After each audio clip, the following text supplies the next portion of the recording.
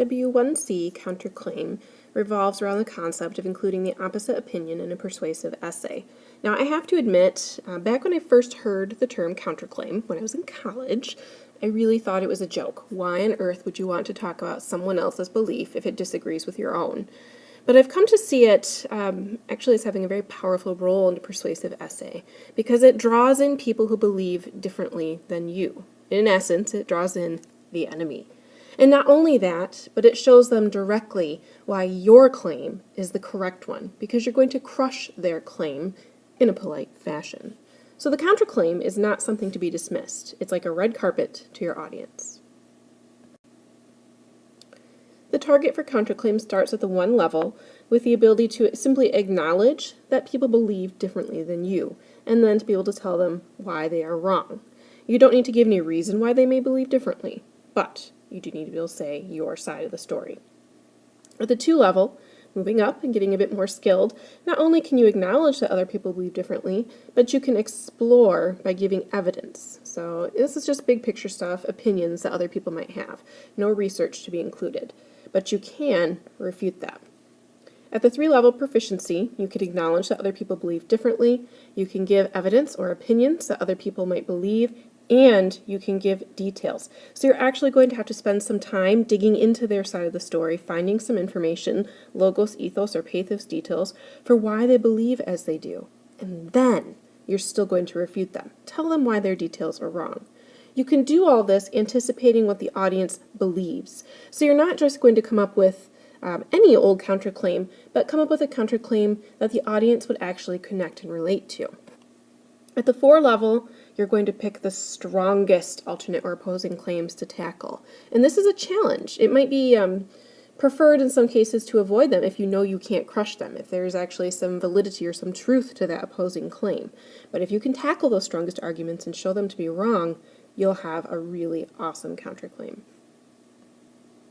So, a good counterclaim, and this is just for proficiency level, acknowledges the disagreement, again, includes strong evidence and details, is directly refuted, so you've got to explain why these details are wrong, and is appropriate for the audience. And some examples here. So again, this is just persuasive writing, so we're only working with one of our sample claims. The claim, remember, is the American education system should include more vocational training to better address the needs of the modern student and economy. Now, I need to acknowledge that other people believe differently, so I could say many in education believe vocational training is not needed. Now I'm going to give evidence as to why that might be. Those people may believe that college preparation is most important. Then, if I want to be proficient, I'm going to do some research and I'm going to give some support to that. So I found a statistic here. The average college graduate makes $50,651 as a starting salary, and that's as of 2016. That's a pretty significant chunk of change, so that's a good reason to say, college might actually be important. In a slightly less logos fashion, this is more of a pathos appeal, thinking about preparation for your future and how successful that may lead you to be. Students prepared for college may choose any future career, whereas students prepared for vocational skills may not be ready for college.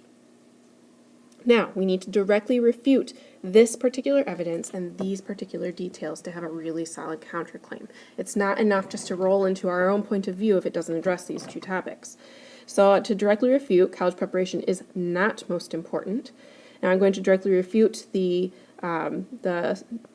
point about the cash, and I'll say careers in the vocational trade can match many college degree positions. For example, an electronics repairman's average salary in 2014 was $57,400, which is actually more than the average college graduate in 2016. By showing a specific example of a vocational trade that actually makes more than the average college graduate, I'm showing that that money statistic isn't all it's cracked up to be. Finally, I need to address that second detail.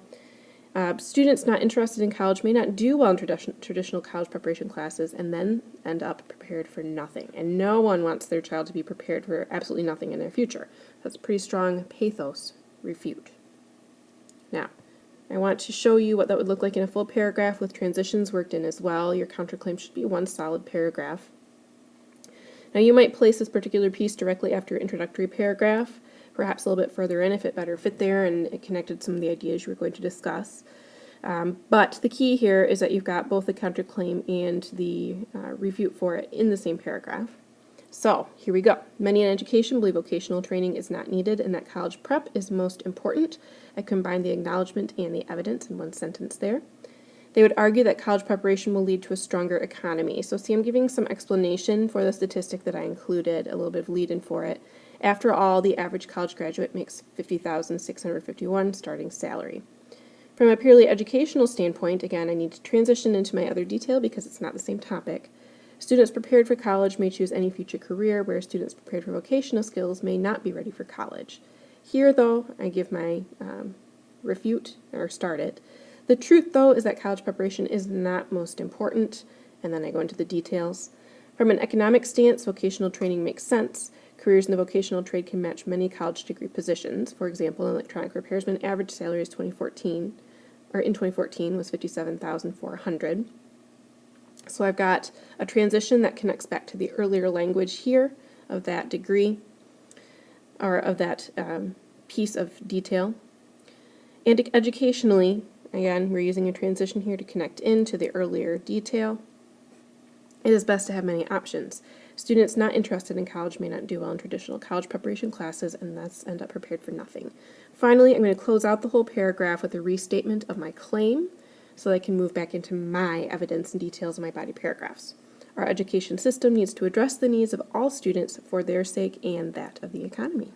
So a solid counterclaim, all pieces working together through the use of transitions. This would be, for sure, a 4 because we're tackling some pretty strong evidence here.